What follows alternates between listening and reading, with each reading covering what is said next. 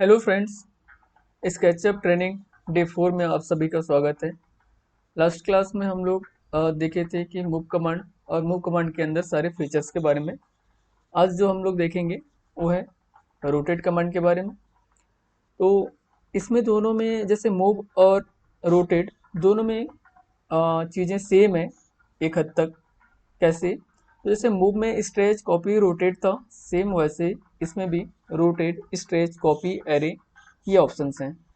तो मूव में जो था वो लीनियर डायरेक्शन में होता था और ये जो है आपके पोलर डायरेक्शन में होगा। बस इतना ही फर्क है, ठीक है। आपके मूव में जो भी कमांड यूज हुआ करता था, हम लोग एरे देखे या मूव किए इस तरह से लीनियर कर पाते थे, ठीक है। और अभी जब रोटेट करेंगे तो उसको रेडियल डायरेक्शन में इस तरह से पोलर पे कर पाएंगे। क्लियर है?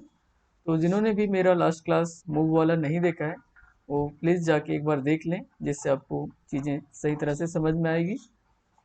तो आज हम लोग आगे रोटेट कमांड को करेंगे। सबसे फर्स्ट मैं कुछ इसमें रेफरेंस बना लूँ, एग्जांपल्स। सपोज करिए मेरे पास कुछ इस तरह से एक एग्जांपल है, एक कोई सरफेस है, मॉडल है, या मैं इसको 3D में कन्वर्ट कर लेता हूँ इस तरह से। नेक्स्ट, ऑब्जेक्ट को अगर आपको रोटेट करना है तो आपको करना क्या होगा, ऑब्जेक्ट को पहले सेलेक्ट करना होगा, देन रोटेट कमांड लेने के बाद आपको एक बेस पॉइंट लेना होगा जिस पॉइंट से आप इसको रोटेट करना चाहेंगे। देखिए, आप बेस पॉइंट कहीं भी ले सकते हैं, इस ऑब्जेक्ट के ऊपर या इस ऑब्जेक्ट के बाहर, है ना। बेस पॉइंट का मतलब ये होता है कि उस बेस से वो घूमेगा। सपोज मैं बेस पॉइंट कहीं यहाँ ले लेता हूँ, मतलब इस एक्सिस से ये ऐसा। अब जिस डायरेक्शन पे उसको मैं रोटेट देना चाहता हूँ वो एंगल मेरे को यहाँ पास पुट करना होगा। तो इस डायरेक्शन से वो इसको, मतलब ये इसका धुरी होगा और यहाँ से रोटेट करेगा, ठीक है। उसी तरह से ज़रूरी नहीं कि मैं यहाँ इसमें पॉइंट लूँ, आप इस तरह से यहाँ इसके बीच भी पॉइंट ले सकते हैं। इसके बीच में लेंगे तो ये जिस तरह से भी आप डायरेक्शन देंगे, जो एंगल देंगे उस एंगल पे ये रोटेट हो जाएगा। क्लियर है? देखिए, अब हम लोग इसको प्रैक्टिकली करें। तो उसके लिए मैंने पहले रोटेट कमांड लिया हुआ है, ऑब्जेक्ट सेलेक्ट किए। अब देखिए मैंने ये पॉइंट फिक्स किया। अच्छा, अब देखिए अभी कर्सर ग्रीन, ब्लू, रेड इस तरह से ये चेंज हो रही है, ठीक है। तब आपको क्या करना है कि आपको अपने कीबोर्ड का यूज करना है, यूजर इंटरफेस लॉक करना है। मैंने पहले क्लास में इनको डिस्कस किया हुआ है आपको, ठीक है। आप जाके देख सकते हैं। तो मैं टॉप एक्सिस को लॉक करता हूँ। अब देखिए ये आपका टॉप एक्सिस लॉक करने के बाद ये जो है फिक्स हो जाएगा, ठीक है। अप एरो को पिक करेंगे, अब ये टॉप एक्सिस में लॉक हो गया है। अब मैंने एक बेस पॉइंट पे पिक किया, पॉइंट किया। उसके बाद एक डायरेक्शन की ओर, सपोज मैं रेड डायरेक्शन पे क्लिक कर रहा हूँ।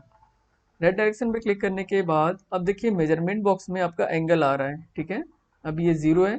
तो अब जिस तरह से एंगल को बढ़ाते जाएंगे, आप रैंडम इस तरह से कहीं जाके पिक भी कर सकते हैं, या फिर आप अपना वैल्यू यहाँ से टाइप कर सकते हैं। सपोज मैं इसको 45 का एंगल दे रहा हूँ और इंटर किया। तो देखिए इस पॉइंट के अबाउट वहाँ से वो क्या हो गया, 45 पे रोटेट हो गया। कौन सा? ये पॉइंट मैंने रखा था, ठीक है। इस पॉइंट के अबाउट ये 45 पे रोटेट हुआ है, ठीक है। तो ये होता है बेस पॉइंट।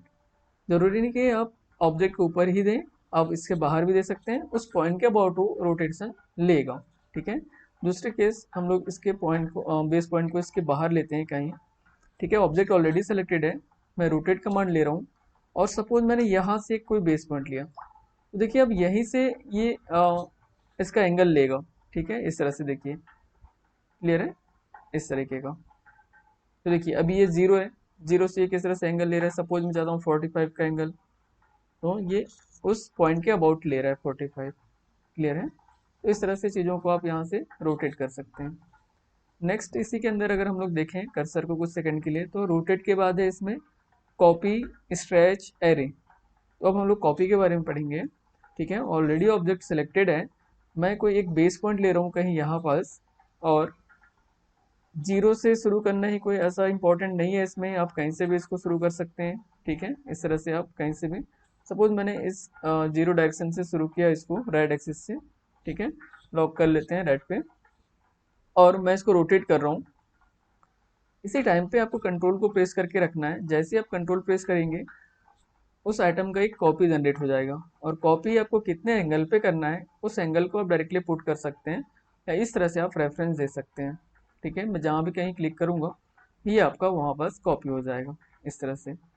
बट मैं चाहता हूँ कि प्रॉपर एक डिस्टेंस एंगल पे हो। ठीक है, कंट्रोल प्रेस किए, देखिए तो ये कॉपी जनरेट किया। अब मैं चाहता हूँ ये 50 के एंगल में होना चाहिए, तो मेजरमेंट बॉक्स में मैं यहाँ पास 50 पुट करूँगा, 50 एंटर।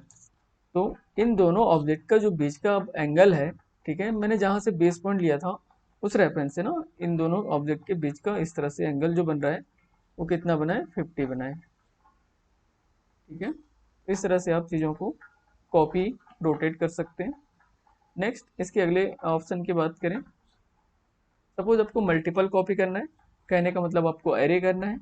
ऑब्जेक्ट आपने सेलेक्ट किया, रोटेट कमांड लिए, एक कोई मैंने बेस पॉइंट लिया। देखिए यहाँ पर बेस पॉइंट को आप ध्यान रखिए, मैंने कहा उसका बेस पॉइंट इसको देखिए, तो इस पॉइंट के अबाउट जो भी डिस्टेंस या एंगल होगा इस पॉइंट के अबाउट होगा।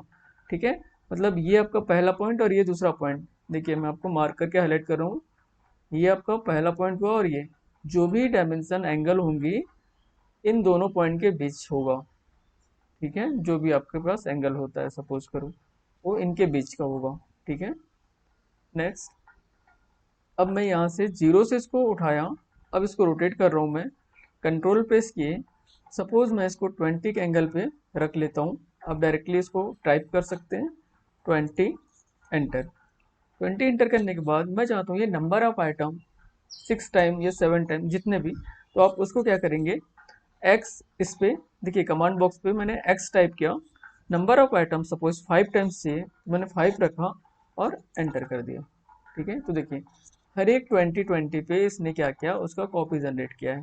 ठीक है, ये एक मैंने एक्सिस लॉक किया था यहाँ से, ये 20, ये 20, इस तरह से वो 20 का एंगल बनाते गया। क्लियर है, इस तरह से आप मल्टीपल कॉपी कर सकते हैं।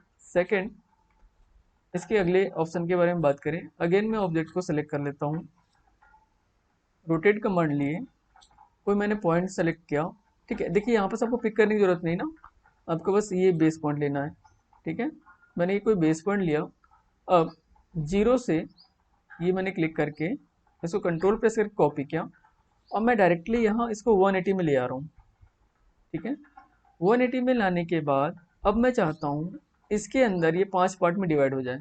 देखिए इससे पहले क्या किए थे हम लोग, 20 का एंगल दिए थे और उसको 5 टाइम में रिपीट किए थे, मतलब 20 20 20 वो बनता चला जाए। बट अभी क्या कर रहे हैं, मैंने एक स्टार्ट पॉइंट लिया और एक एंड पॉइंट ले लिया, अब इसके बीच को मैं डिवाइड करना चाहता हूँ। तो इसके बीच को मैं डिवाइड करना चाहता हूँ, तो उसके लिए हम लोग कीबोर्ड में स्लाइस बटन को लेंगे।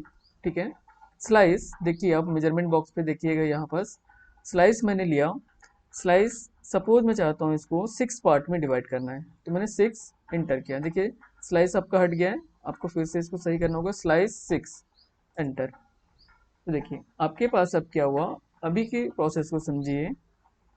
आपने क्या किया, यहाँ एक बेस पॉइंट लिए, इस बेस से इसको सेकंड पॉइंट लेके कॉपी क्रिएट कर लिए, कहाँ तक, पूरे 180 तक।